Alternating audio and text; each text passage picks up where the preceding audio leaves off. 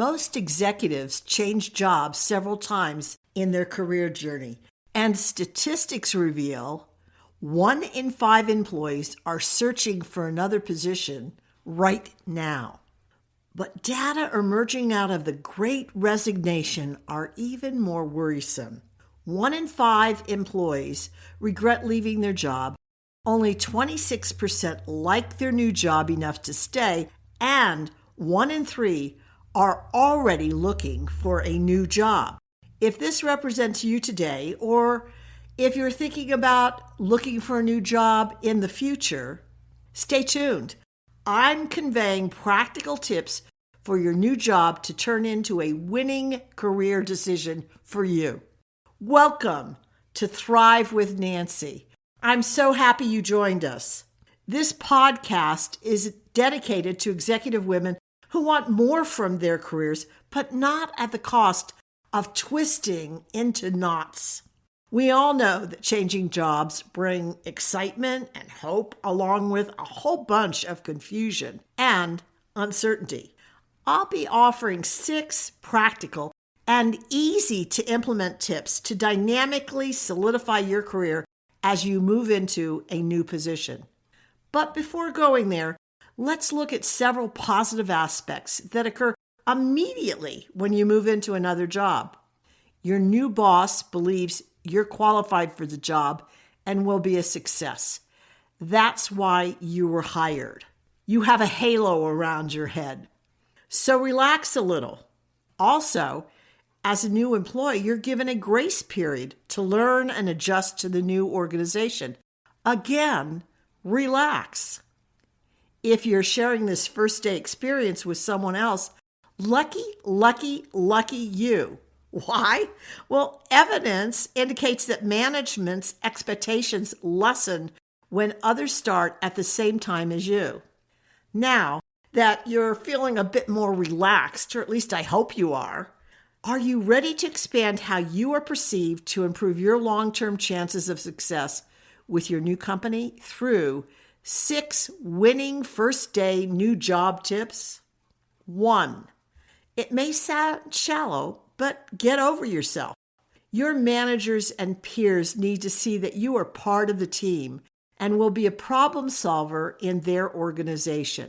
Establish positive perception as soon as possible, as initial impressions create what psychologists call quote-unquote selective perception.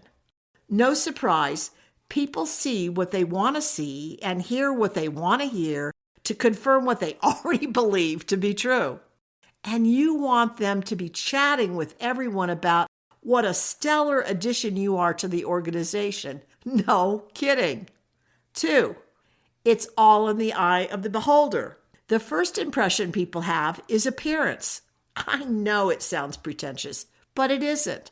What works in one culture may not in another.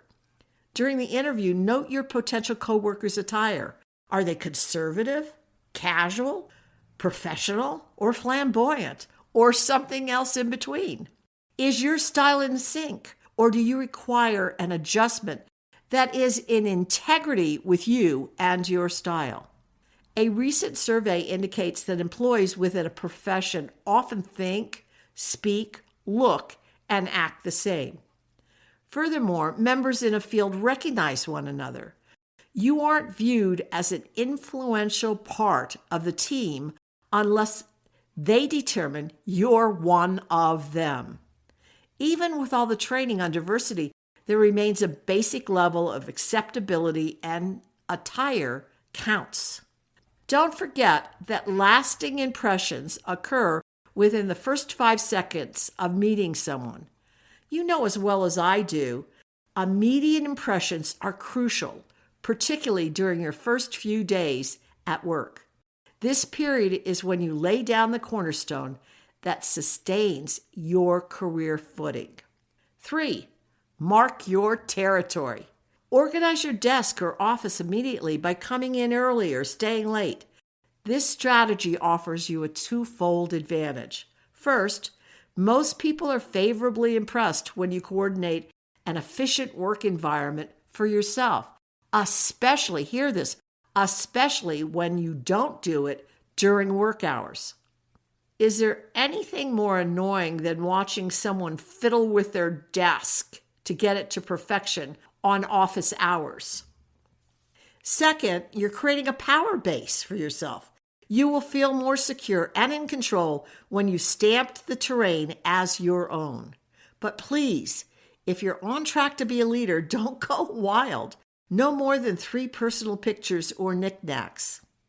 If you think this is too nitpicky, hang on to your hat with this statistic.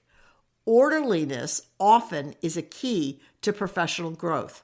A survey indicated that 50 out of 52 executives, when asked, stated they would not promote a person with a messy desk or office, even if that person is doing well on the job. They felt an executive who could not get organized with their own desk or office might not be trustworthy at handling larger areas of responsibility. 3, people skills. How you interact with your peers influences management's perception of you. Take the initiative by introducing yourself to everyone. Circulate during your lunch hour and office breaks, making sure not to attach yourself to any one group. You want to be friendly with everyone, yet never a member of any particular clique, especially if there are political war camps in the organization. Leaders don't analyze rights or wrongs. They merely ascertain problems.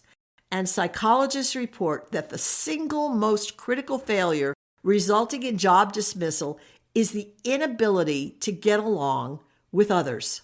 Straighten out any ill feelings developing between you and a coworker, or better yet, don't let them arise in the first place. 5, ask questions. Many companies designate a mentor or buddy to ease new employees into their culture.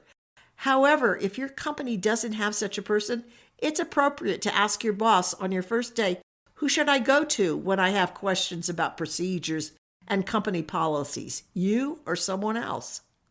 A common cause of poor job performance is an employee's feel of requesting clarification too often. There is no such thing as a stupid question. Your boss wants you to become a productive member of the company as soon as possible. So question, and question. Then listen and read about your company and industry.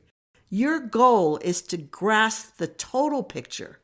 Employees who only know the responsibility of their position but nothing else won't go very far. So keep your eyes open for someone outside of your immediate reporting structure to connect with. Enables a broader perspective regarding the whole organization. This overview offers you a leadership perspective way before you need to demonstrate that level of knowledge. Not to mention, you gain respect throughout the organization as you recognize the knowledge of others. 6, bad-mouthing, even when it's true, will hold you back. Don't speak negatively about your previous employer. Not only could you be burning bridges at your old company, but you very well may start a negative ripple effect at your new one. Allegiance and discretion and being a team player are valued attributes. Reflect them in all your dealings. And for goodness sake, don't compare. Your old company may have a process far superior to your new organization. Now isn't the time to highlight that.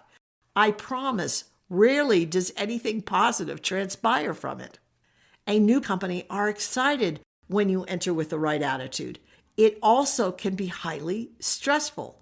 The familiar old job often becomes a warm, fuzzy, fond memory, while the new job begins to feel like an unfriendly jungle with roaring lions tracking your every step, ready to attack. Time is essential when incorporating change. Give yourself a period to regain your balance before making an irreversible decision, one you may regret after absorbing all the benefits of this new organization. My rule of thumb to clients is Don't analyze the pros and cons until you've celebrated your 6-month anniversary. That's when it's time to make a solid decision to stay or to go. Please remember, ideas are good, action is better. What will you take on from this podcast to make sure you begin any new job successfully? What are you going to commit to initiating? What will you shift in how you relate to your new position, boss, peers, and companies? Now, create a plan of action and work on it. I'd appreciate it if you would pass on this podcast to friends and peers.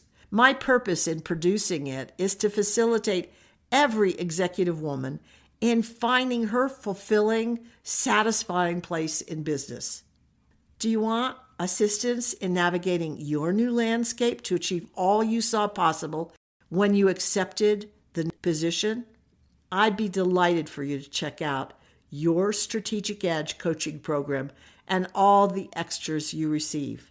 Partner with me, an executive coach who has aided thousands of men and women in expanding their careers. I can do this for you too.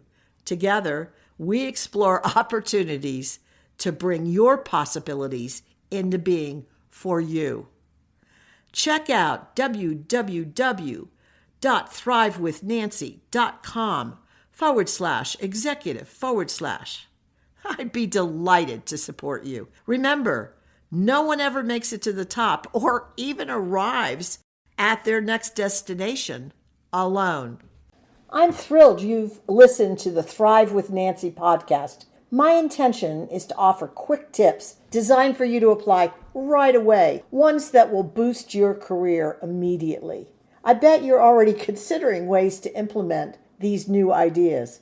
Perfect!